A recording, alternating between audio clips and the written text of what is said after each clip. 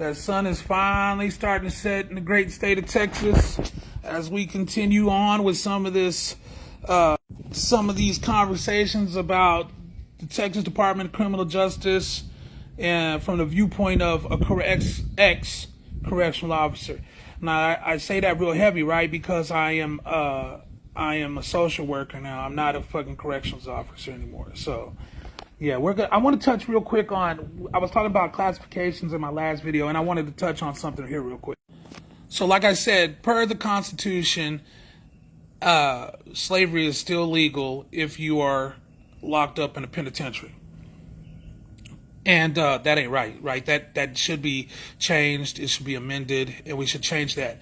But it does at times look exactly like some old slave plantation stuff, where there'll be a line chain gang where there's a line of inmates swinging Aggies and hoes and stuff, and there'll be a boss sitting on top of a horse with a gun. There's you got some buddies around them, like people just ready to shoot if they take off running, right? And those guys, man, there's different rules now based on the heat, whether it's raining or whatever like that. So things have changed in a little bit, right? So it's not going to be 105 and you're still going to be out there working. There's temperature restrictions and weather restrictions now, right? And so they loved it when it would be out there lightning because they couldn't go out there to work whenever on like a building or whatever, But let me tell you something. I think it's like that why they give like G4 offenders jobs on the Ho Squad, because they want to, that sucks, right? And so you want to get a better job doing something else, being an SSI somewhere else. Because at the Texas Department of Criminal Justice, where I worked at that joint, at the All Red unit, there wasn't any paying jobs at the time. That may have changed now, but there wasn't any paying fucking jobs. So, but people made money they had their little side hustles when the inmates worked the pods, they had their little side hustles, right? So somebody might throw something out their house, and then the SSI, which is a support service staff inmate or whatever, he's like a janitor, right? So he will sweep like whatever he threw out from house 1 to house 7 or something, right?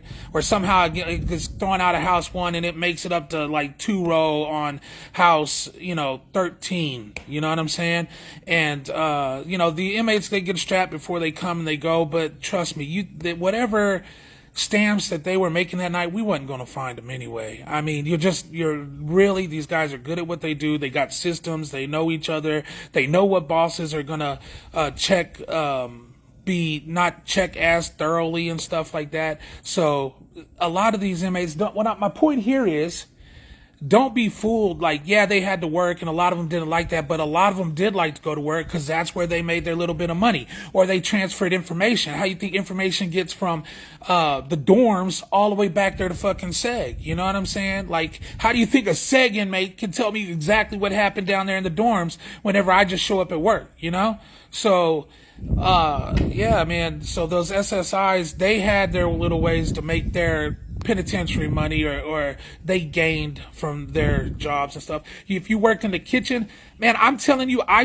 literally have seen guys in the kitchen, like there's a big, huge thing of cake and a guy takes his fork and starts just eating it because they're done with the cake. The cake was left over. They're just going to throw it away. And the kitchen bosses, they don't care, man. Like, hey, you're doing your job. Fuck it. You get to eat. And if you were working, you get to eat.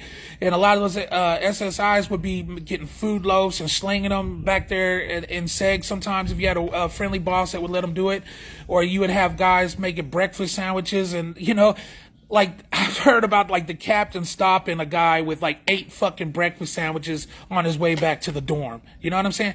And each one of those breakfast sandwiches are worth fucking money, And the breakfast is the one meal at the joint that I liked, what I mean? They make you an omelet or whatever the fuck. It was good, So, and if you're a warden's boy or a major boy, there's all kinds of perks that come with that shit. You know what I mean?